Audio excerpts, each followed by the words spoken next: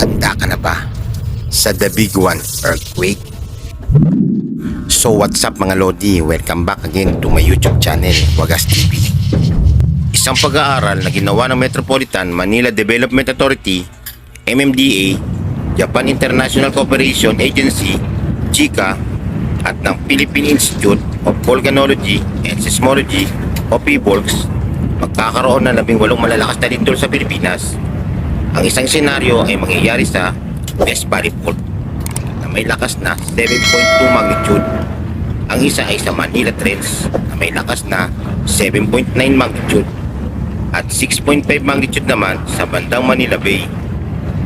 Ang kaganapan na napredict sa bandang West Valley Fault na may 100 kilometrong fault na aapekto sa 6 na syudad sa Metro Manila at kalapit na mga probinsya ay ang sinasabing pinakamalalang mangyayari, at ito ang The Big One.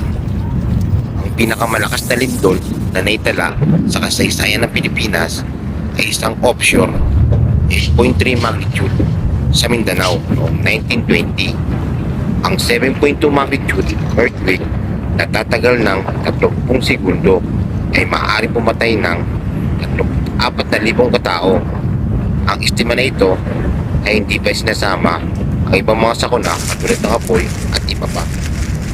Ayon sa Metropolitan Manila Earthquake Impact Reduction Study, MME, IRS, ang isang 7.2 magnitude earthquake sa West Valley Fault ay maaaring magresulta sa pagkagiba ng 170,000 residential houses at pagkamatay ng 34,000 katao, 114,000 ang masusugatan, at 340,000 na bahay ang magiging partial damage.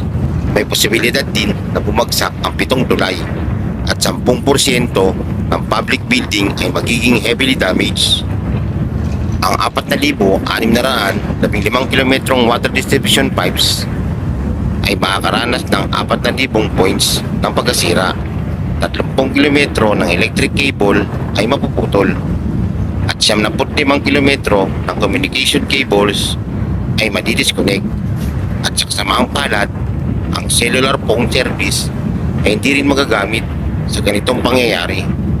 Bago po tayo magtapos mga Lodi, kung gusto nyo ng ganitong mga kwento, maaaring mag-iwan ng komento. Samahan nyo na rin ang like, subscribes, pakiclick na rin ang notification bell para update po kayo sa mga susunod kong video. At shoutout po kay Sam Jubirds. Salamat sa iyong suporta. Hanggang sa susunod na video, pagpalain kayo ng Panginoon.